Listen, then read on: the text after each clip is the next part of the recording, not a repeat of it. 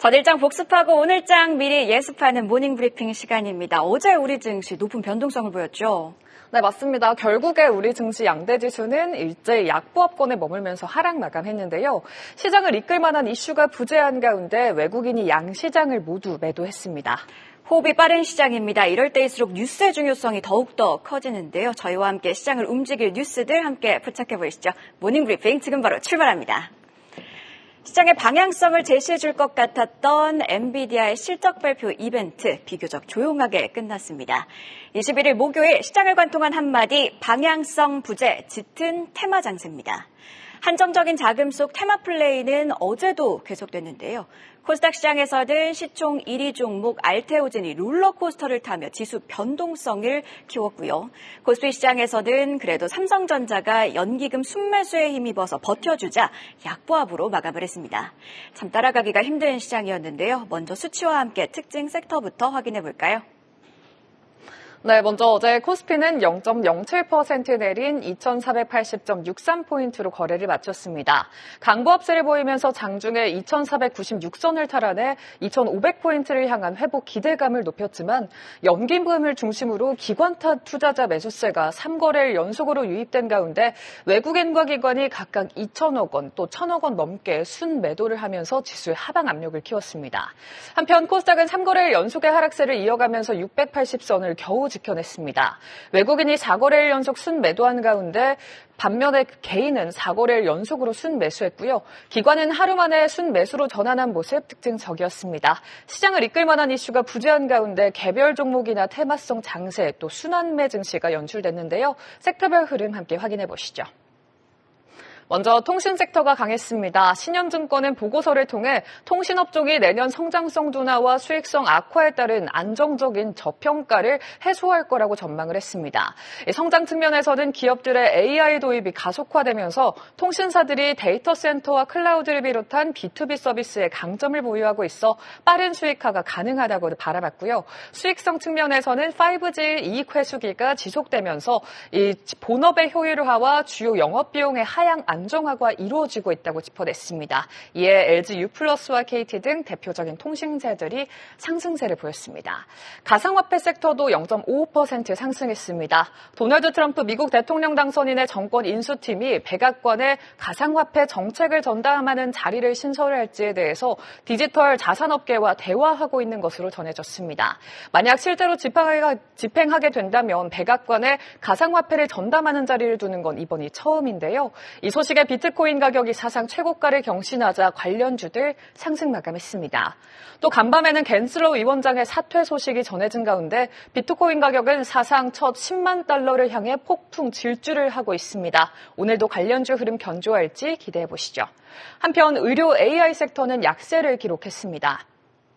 최근 미국 FDA 허가 획득과 글로벌 제약사 아스트라제네카와의 협업 소식을 전한 의료 AI주 급격한 주가 상승으로 차익 실현 매물이 출회됐고요.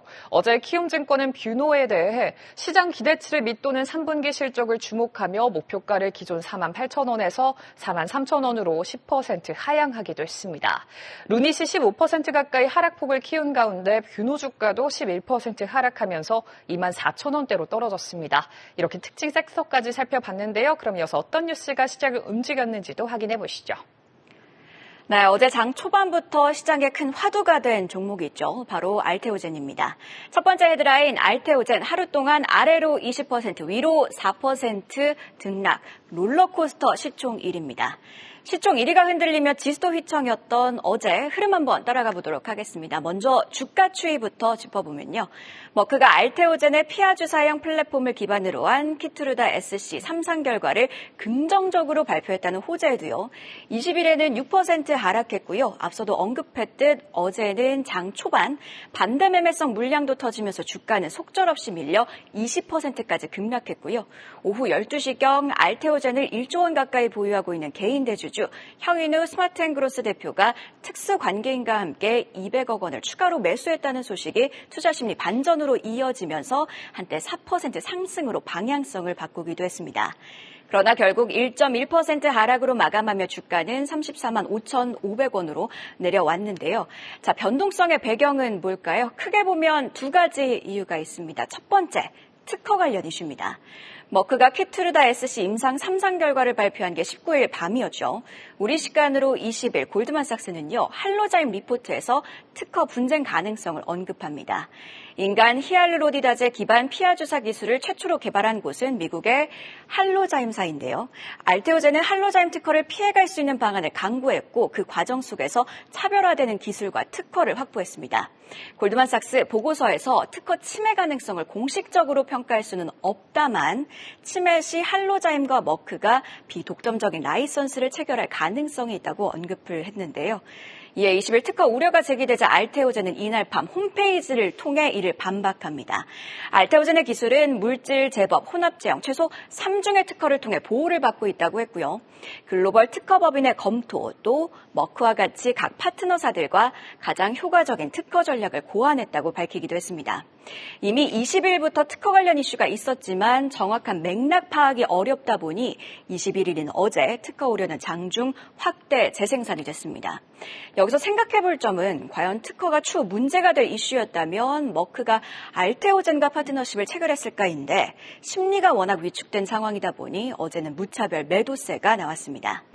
자, 그리고 루머로 며칠 전부터 시장에서 들려오던 이야기가 있습니다. 알테오젠이 대규모 자금 조달에 나설 수도 있다는 내용인 건데 사실을 확인해주듯 어제 오전 11시경 알테오젠이 2천억 원 규모의 RCPS, 즉 상환전환 우선주를 발행할 예정이고 신한투자증권이 주관사라는 내용의 기사가 나왔습니다.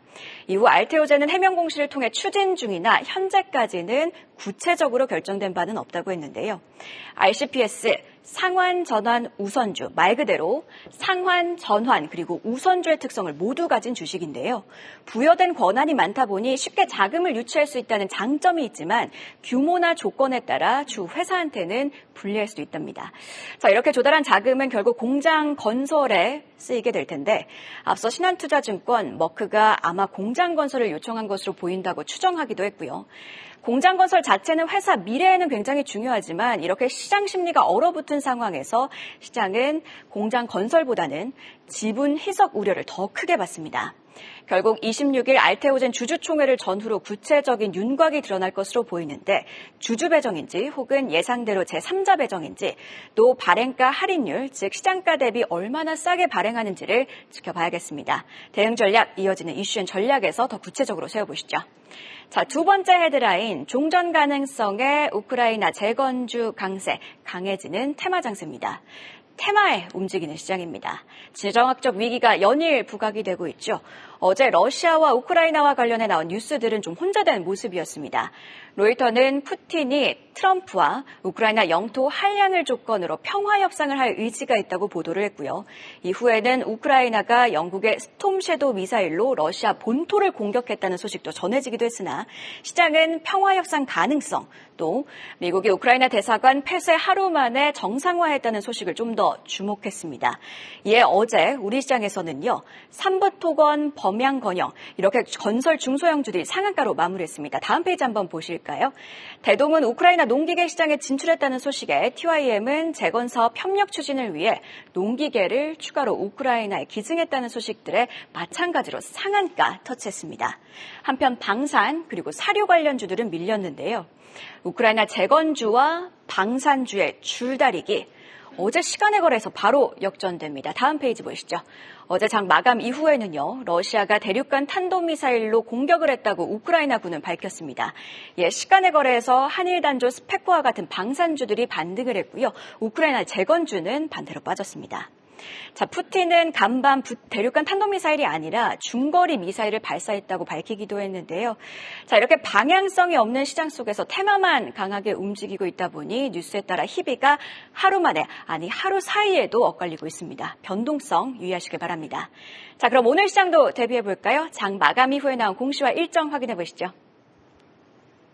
어제 장 마감 이후에 나온 공시도 체크해 보겠습니다. 우선 SK스퀘어가 2천억 원 규모의 주주 환원 계획 및 기업 가치 제고 방안을 발표했습니다.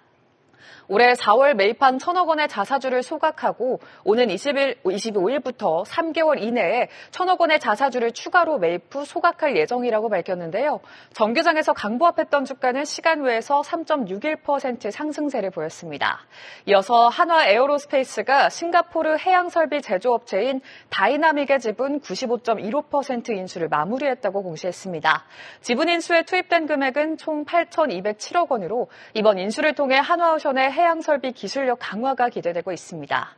다음으로 바이오빌이 젠백스 엔카이를 상대로 제기한 298억 원 규모의 손해배상 청구 소송에서 일부 승소했다는 소식 들려왔습니다. 젠백스가 과거 최대 주주 지위를 악용해서 불법적으로 한국 줄기세포뱅크의 주식을 취득하게 했다며 부당이득을 취했다고 주장했는데요.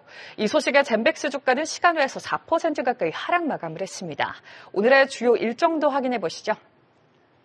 먼저 북미 최대 모터쇼인 LA 모터쇼가 오늘 막을 올립니다. 현대차가 국내 완성 기업들이 어제 아이오닉 9과 현대차의 전동화 계획 등을 공개하며 기선 제압에 나섰는데요. 현대차의 첫 외국인 CEO에 내정된 호세 무뇨스 사장이 데뷔 무대를 갖는 등 글로벌 영향력을 확장한 점도 특징적이었습니다. 향후 들려올 소식에 자동차주들이 어떻게 움직일지 지켜보고요.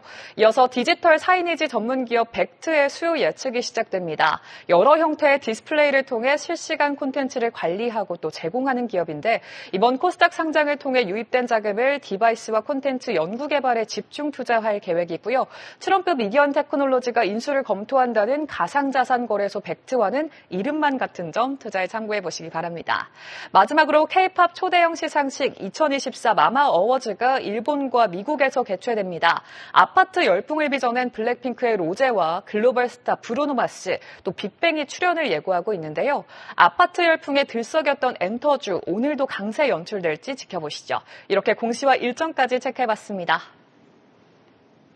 네, 간밤 뉴욕 증시 수단매 속 반도체, 양자암호 그리고 AI 소프트웨어 관련주들이 강했습니다. 오늘 우리 시장 그동안 눌렸던 반도체를 중심으로 상승이 나올 수 있을지 함께 지켜보시죠. 한 발 더 들어가는 투자인사이트 모닝브리핑이었습니다. 계속해서 다양한 경제 이슈를 알고 싶다면 구독과 좋아요, 알림 설정 부탁드립니다. AI 캐스터 권미정이었습니다.